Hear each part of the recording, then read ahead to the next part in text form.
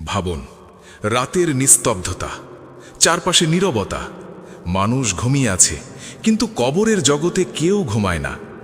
যখন মানুষকে কবরস্থ করা হয়, তার সাথে যায় না ধন সম্পদ, যায় না সম্মান, যা যায় তা হলো তার আমল।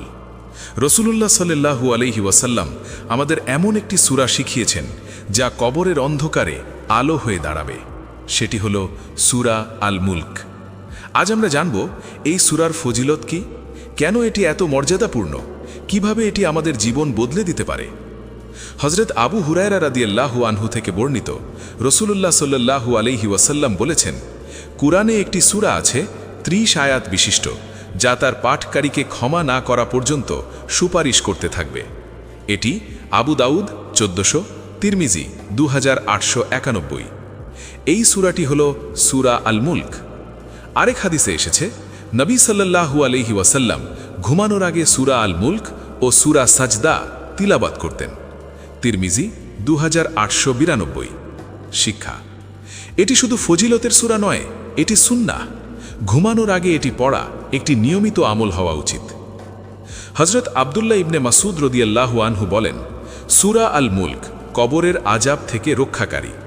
হাকিম 2/498 সাহি বলেছেন।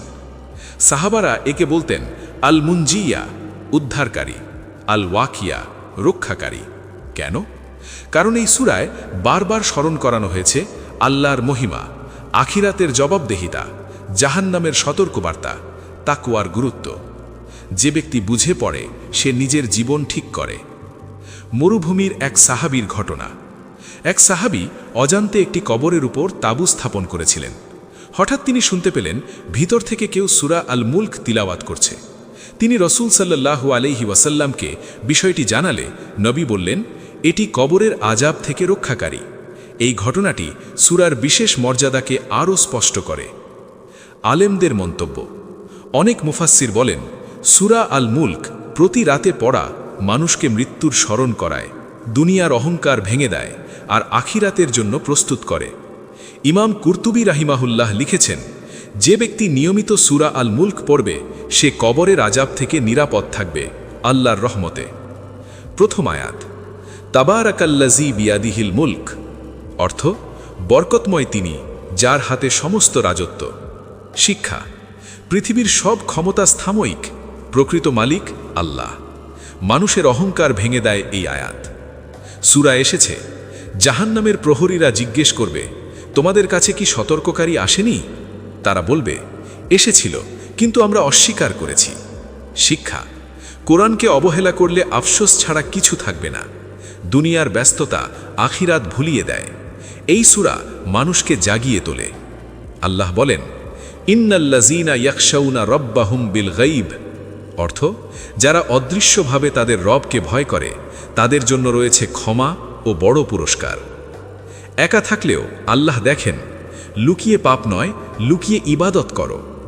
আল্লাহ বলেন, হুয়াল্লাযী জাআলা লাকুমুল আরদা যালুলান, অর্থ তিনি জমিনকে তোমাদের জন্য অনুগত করেছেন। শিক্ষা: রিজিকের মালিক আল্লাহ, হারাম পথে উপার্জন নয়। তাওয়াক্কুল ছাড়া শান্তি নেই। এই সূরা ঈমান মজবুত করে, কবরের আযাব থেকে রক্ষা করে, সুপারিশকারী হবে, গুনাহ মাফের কারণ, রাতের ইবাদতকে পূর্ণতা দেয়। অনেক আলেম বলেন, এটি এমন সূরা যা প্রতি রাতে পড়লে মৃত্যুর স্মরণ জীবন্ত থাকে। আজ থেকেই প্রতি রাতে ঘুমের আগে পড়ব, অর্থ বুঝে পড়ব, পরিবারকে শেখাবো, সন্তানদের মুখস্থ করাবো।